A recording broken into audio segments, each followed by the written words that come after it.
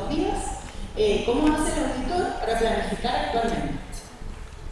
Toma la información que le da otra cuenta para generar un conocimiento del ente y poder planificar estableciendo riesgos y teniendo en cuenta sus recursos para determinar los objetivos de auditoría y adecuar los procedimientos.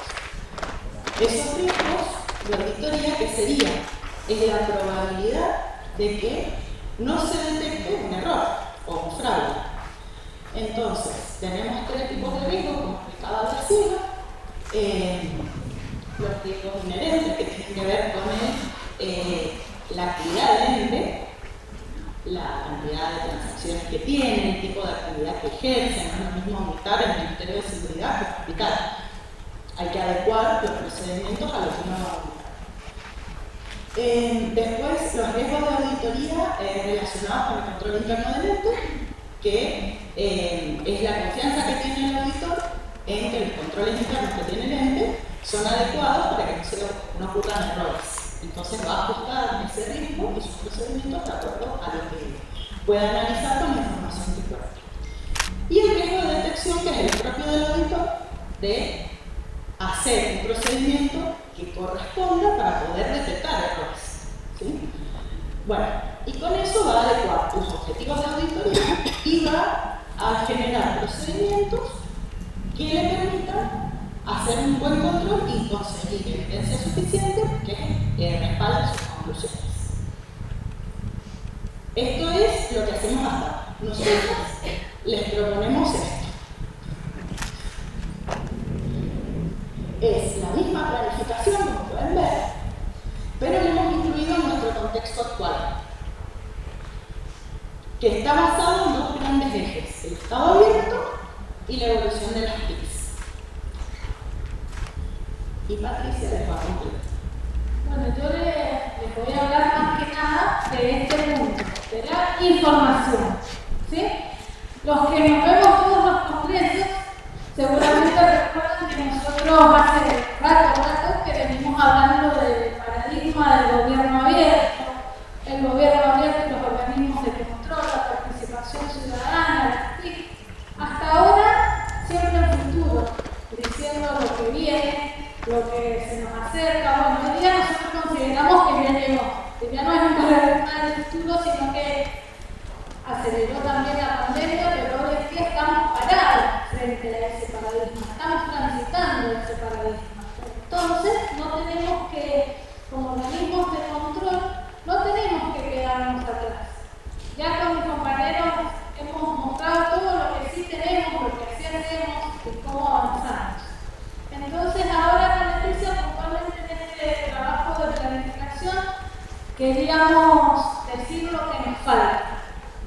Como Leticia explicó, cómo comenzamos nuestra planificación con el conocimiento del ente, que incluso las chicas anteriormente mostraron. Nuestra planificación es digital y tenemos diferentes espacios donde vamos cargando la información. Esa información se nutre de las presentaciones iniciales que hacen los organismos, ¿sí? Entonces, por ejemplo, en el conocimiento del ente ponemos los datos generales, Q, dirección, cantidad de dependencias que tiene, a qué se dedica el ente, ¿sí?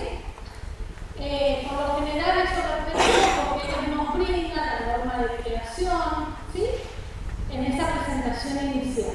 Bueno, ¿nosotros qué proponemos? No quedarnos con eso solamente, sino indagar en otras fuentes, si el organismo tiene redes sociales, si cuenta con página web, y contrastar lo que ellos nos presentan. Porque ¿qué pasa? Muchas veces, ¿qué hacemos? Como es algo que se presenta todos los años, el organismo toma exactamente lo mismo del año anterior, le hace un par de arreglitos y lo manda. Respecto de la normativa también, nos ponen a disposición la norma de creación. Bueno, nosotros, por ejemplo, tuvimos un caso donde en la información de la presentación de inicio nos pusieron a disposición un organigrama, ¿sí? Donde decía cómo estaba comprendida la organización. Bueno, resulta que cuando consultamos El organigrama que nos habían mandado a nosotros no coincidía con el que ellos ponían en su página web. Bueno, hicimos las averiguaciones correspondientes y resultó que estaba más actualizado que la página web. Pero finalmente, cuando nos pusimos en contacto con el responsable, ni el que estaba en la página web, ni el que nos habían mandado a nosotros era el correcto. Porque así, muy poquito, habían hecho una nueva reestructuración y habían aprobado una nueva estructura organizativa. Entonces, si no hubiéramos ido un poquito más allá, nos hubiéramos quedado con todo lo que eso nos influye al momento de determinar responsabilidades y todas esas cosas con ese dato tan importante. ¿Sí? Entonces, bueno, esos son ejemplos. Creo que puedo dar algún otro ejemplo. El conocimiento de la mente también es el mundo de la información financiera, ¿sí? De las compras, de la laboratoria que tiene el organismo.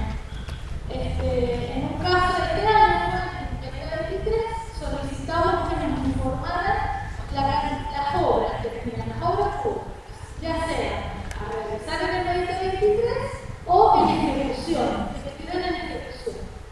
Entonces, bueno, cada organismo nos suministra la documentación y cuando comparamos, justo había dos obras donde había más de un organismo involucrado.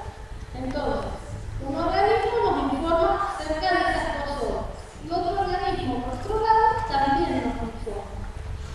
Bueno, en un organismo nos informaron un 35% de avance y un 40% de las diferentes obras.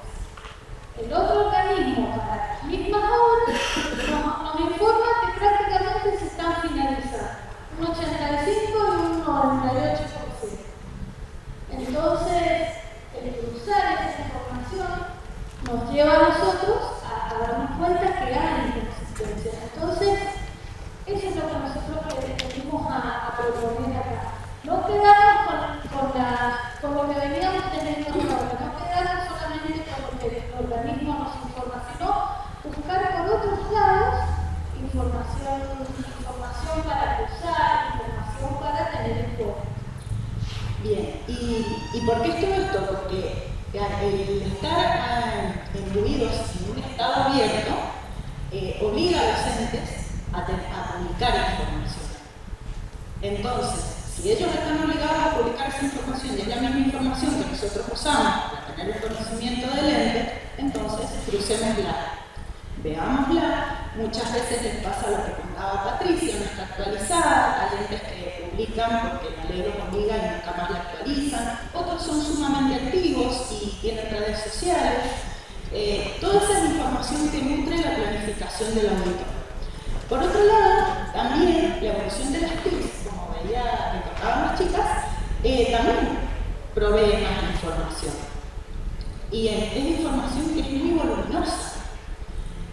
¿Qué pasa? Todo esto es muy lindo, pero también tiene desafíos muy grandes, que dependen, como dice ahí, del grado de implementación y la velocidad de los cambios que llevan todas estas situaciones.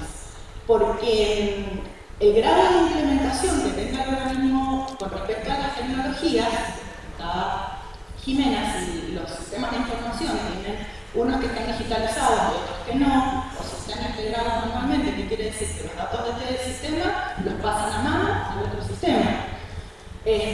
Todo eso genera riesgos de auditoría que pueden ser nuevos o pueden aumentar los que ya existían. También la velocidad de los cambios. Hoy día de una manera y dentro de 2 meses cambiaron el sistema de gestión, pusieron uno nuevo y explotan el riesgo por todos lados. Entonces el auditor tiene que estar atento, tiene que adquirir nuevas capacidades para poder hacer frente a todas estas situaciones, el manejo de información para que la información sea actualizada, oportuna, completa y procesable, requiere que el auditor pueda manejar esa información y que tenga las herramientas adecuadas. Bueno, y por otro lado, el gran desafío que más falta es el tener en cuenta otros actores interesados. El estado abierto nos desafía a tener un enfoque ciudadano-céntrico. Y como decían en una ponencia, este es un gran porque los organismos de control no somos muy transparentes, en realidad, no somos organismos que el público conozca en general. Pero nosotros no nos referimos a que el ciudadano conozca, nos referimos a tener socios que nos aporten información y que nos ayuden a detectar riesgos o temas que sean más sensibles para ciertos sectores. Por ejemplo, hubo un caso de las regalías hidrocarburíferas en donde había que hacer toda la auditoría de la que estaba en la provincia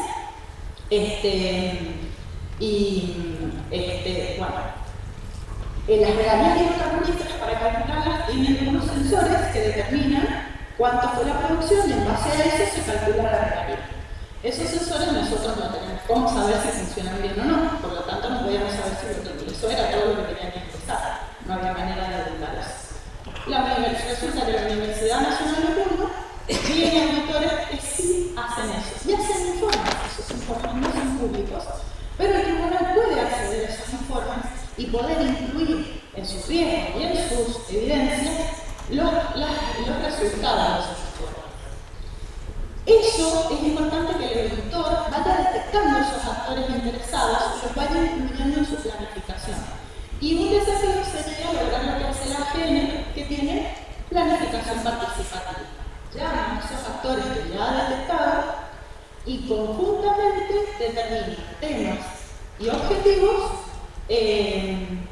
para poder habilitar que son sensibles a esos actores. Esto lo hacen con las sociedades de las organizaciones de la sociedad civil, por ejemplo, temas salud. Los incluyen y después les genera el desafío de publicar los resultados de la auditoría a esos actores. Entonces ayudamos a la transparencia de la organización, a la transparencia del ente auditado y también satisfacemos necesidades de la ciudadanía. Por lo tanto, creo que esto complementa muy bien la parte de la planificación y ayuda al auditor a adecuar los riesgos, sus recursos sobre todo, para detectar los errores y tener procedimientos que los detecten.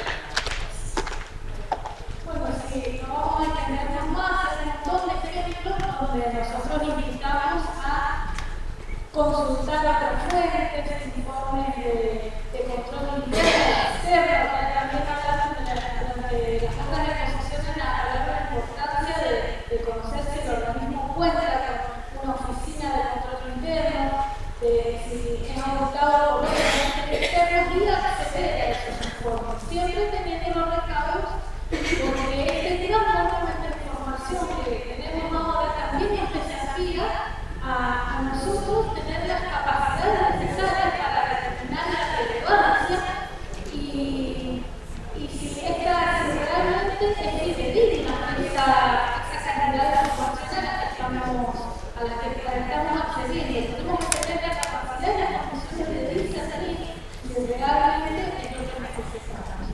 Y bueno, ya para despedirnos, tenemos con esta clase de Maquiavelo que en pocas palabras dice que la innovación y la política con la facilidad de todos aquellos a las que sostenió la situación anterior, digamos, a las que se resisten al cambio, y solo un aquellos defensores que quieran beneficiarse de esta nueva forma de hacer.